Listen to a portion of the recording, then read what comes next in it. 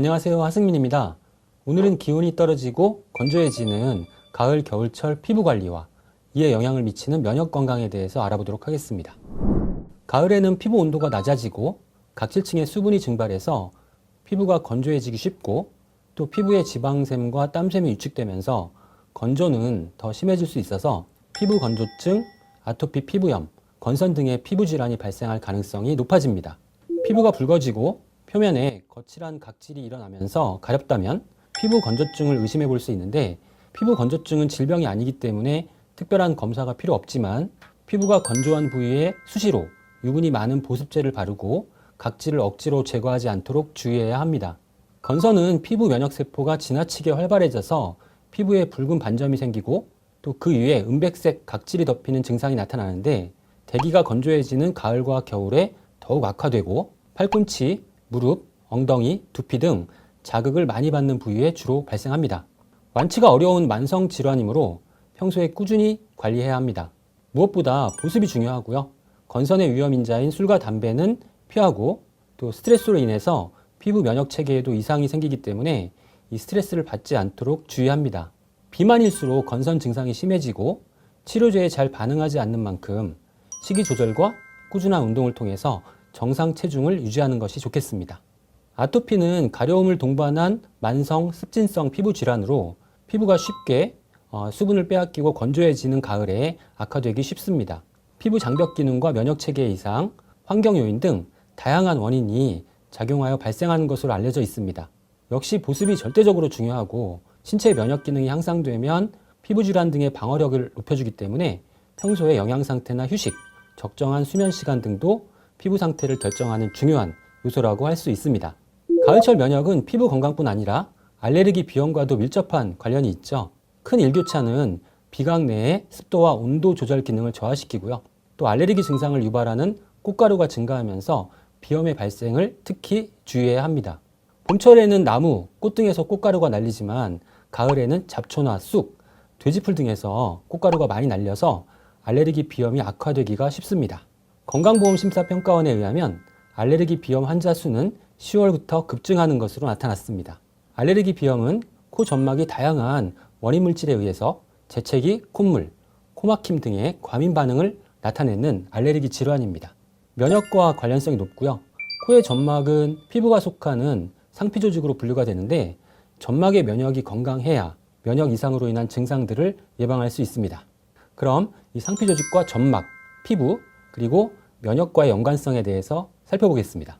우선 상피조직은 결합조직, 근육조직, 신경조직과 더불어서 동물의 4가지 기본 조직 중 하나로 동물의 체표나 체강, 관상장기의 내부 표면을 덮는 조직입니다.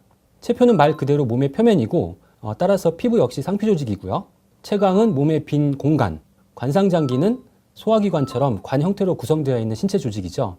근데 점막은 동물의 피부 중에서 점액선을 가진 몸 안의 피부라고 할 수 있습니다. 호흡기나 소화기, 그리고 생식기의 몸 안쪽의 부분이 점막으로 이루어져 있습니다. 결국 점막은 피부와 같은 조직이고, 외부에서 바이러스나 나쁜 세균 등 항원이 침입을 할 때 가장 먼저 뚫고 들어와야 하는 부분이기 때문에 면역학적으로 매우 중요합니다. 점막은 점액층이 점막세포를 덮고 있는 형태이고, 점막세포층 아래에는 면역기관인 림프조직이 위치해 있습니다. 점막세포 중 하나인 M세포와 또 면역세포 중 하나인 수지상세포가 항원을 인식하여서 면역계를 활성화하는 메커니즘을 가지고 있습니다. 면역계가 활성화되면서 발열, 염증 등의 면역 반응이 진행이 되는 것이죠. 상피의 면역세포나 점막을 보호하는 점액을 분비하는 세포의 정상적인 분화와 성장을 위해 필요한 대표적인 영양소가 바로 비타민 A입니다. 비타민 A는 눈과 피부 건강뿐 아니라 점막 면역에 매우 중요한 영양소라고 할 수 있습니다. 베타카로틴은 체내에서 비타민 A로 전환될 수 있고, 또 대표적인 항산화 영양소인데요. 특히 피부, 점막 등의 상피 조직에서 항산화 기능을 발휘하기 때문에 면역에도 중요한 역할을 담당합니다. 대표적인 식물 영양소 중에 하나이죠. 점막의 면역과 관련해서 도움이 되는 식물로 잘 알려진 것이 바로 피카오 프레토인데요. 정식 학명은 비덴스 필로사이고요.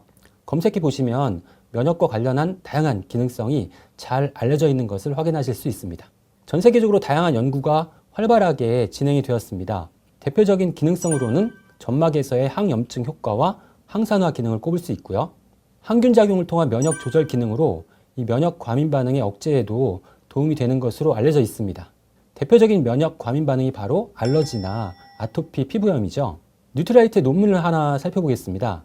클리어 가드로 명명된 뉴트라이트의 식물 혼합물로 피카오프레토 계피, 아세로라체리 농축물이 주 원료이고 유약군이나 항히스타민제 투여 그룹과 비교했을 때 코 과민 반응의 점수가 확연하게 감소하는 것을 확인할 수 있습니다. 계피 추출물과 관련된 논문인데요. 계피의 성분들이 염증성 사이토카인의 억제, 항염 효과, 염증 촉진 매개체인 히스타민의 방출 감소를 통해서 알러지, 아토피 피부염, 또 과민성 쇼크인 아나필락시스를 억제한다고 밝히고 있습니다. 앞서 피카오프레토 추출물이 면역 조절 기능을 가지고 있다고 말씀을 드렸는데요. 면역 조절 기능이란 면역의 균형을 의미합니다.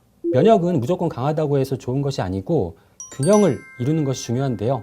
선천성 면역과 후천성 면역, 그리고 체액성 면역과 세포성 면역이 균형을 이루어야 함을 의미합니다. 실제로 세포성 면역인 TH1 면역이 상대적으로 너무 강하면 자가 면역 질환의 가능성이 높아지고, 반면에 체액성 면역인 TH2 면역이 강하면 면역 과민 반응이 발생할 수 있는 것으로 알려져 있습니다. 면역 기능에 도움이 되는 영양소로 잘 알려져 있는 비타민과 미네랄, 프로바이오틱스, 식물 영양소 등은 면역 기능을 무조건 강하게 하는 영양소가 아니라 면역의 균형을 돕는 영양소라는 점 기억하시면 좋겠습니다. 오늘은 가을철 피부, 면역 건강에 대해서 알아보았는데요. 보습과 면역력 유지가 중요하고 또 식물 영양소들이 이 비염의 원인이 되는 점막의 면역 기능에 도움이 될 수 있다는 내용을 말씀을 드렸습니다. 경청해 주셔서 감사합니다.